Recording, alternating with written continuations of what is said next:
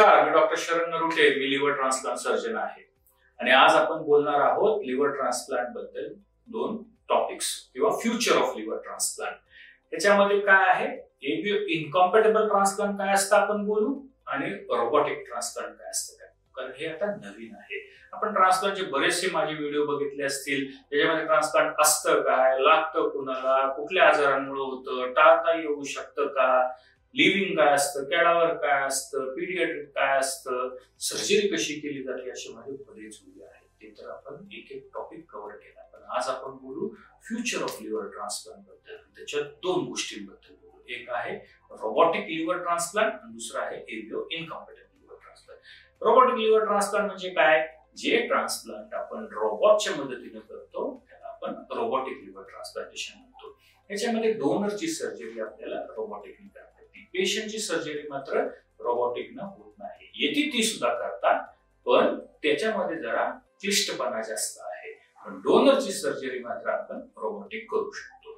म्हणजे काय, डोनरच्या मधनं जे लिव्हर आपल्याला काढायचं असतं, लिव्हिंग डोनर बद्दल आपण बोलतोय. म्हणजे घरातलं कोणीतरी लिव्हर जेव्हा देतं आपल्या पेशंटला, डोनर घरातला असतो आणि तो त्याचा लिव्हरचा काही भाग त्याच्या घरातल्या आजारी माणसाला म्हणजे रेसिपियंटला देतो. तर ही जी डोनरची लिव्हर काढण्याची जी सर्जरी असते तिला आपण रोबोटिकली करू शकतो.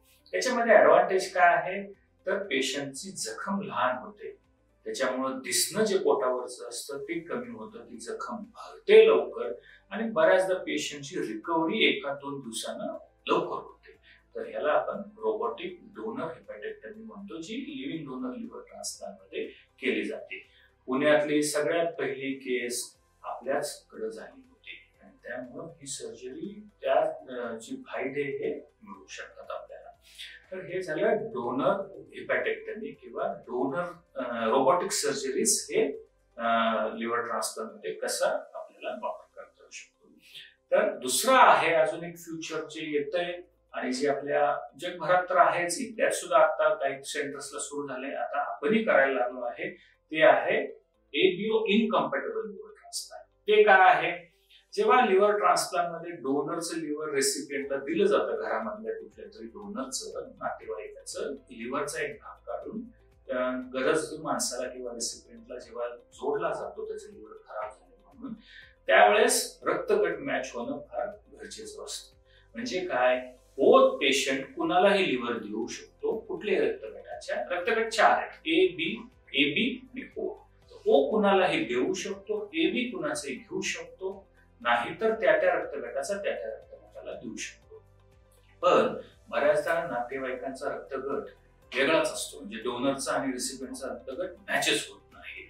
मग अशा वेळेस त्या लोकांकडे पर्यायच राहत नाही आणि अवघड होऊन बसतं. पेशंटला तर लिव्हरची गरज आहे, घरात देणारा तर तयार आहे, पण रक्तगट मॅच होत नाही म्हणून घेता येत नाही आणि अशा वेळेस पेशंट बऱ्याचदा दगावून जातो. कारण वेटिंग लिस्ट मध्ये ब्रेन डेड पेशंटचं कॅडावरचं लिव्हर मिळता करता कधी वेळ लागतो आणि त्याच्यामुळे पेशंट दगावू शकतो. तर ह्याला जेव्हा आपण दुसऱ्या पेशंटचं लिव्हर जोडतो रेसिपियंटला, त्याला आपण एबीओ इनकॉम्पॅटेबल लिव्हर ट्रान्सप्लांट म्हणतो आणि हे आता आपण करायला लागलो. आमची टीम हे व्यवस्थितपणे हँडल करायला लागली आणि त्याचे रिझल्ट थोडेसे कमी असतात कॉम्पॅटेबल लिव्हर ट्रान्सप्लांट पेक्षा. पण पेशंट जर रिस्की स्टेट मध्ये असेल तर तशा वेळेस करायला काही हरकत नाही. आणि जसं सायन्स आणि नॉलेज वाढत चाललंय, ते रिस्क सुद्धा कमी व्हायला लागलेली आहे. काही औषधं ट्रान्सप्लांटच्या आधी द्यावा लागतात, ट्रान्सप्लांट नंतरची थोडीशी केअर बदलते, पण एबीओ इनकॉम्पॅटेबल ट्रान्सप्लांट करता येऊ शकतं. एबीओ इनकॉम्पॅटेबल ट्रान्सप्लांट किंवा रोबोटिक सर्जरी लिव्हर ट्रान्सप्लांट मध्ये खरंच एक अशी फ्युचरिस्टिक गोष्ट आहे, याची माहिती आपल्याला मिळाली पाहिजे.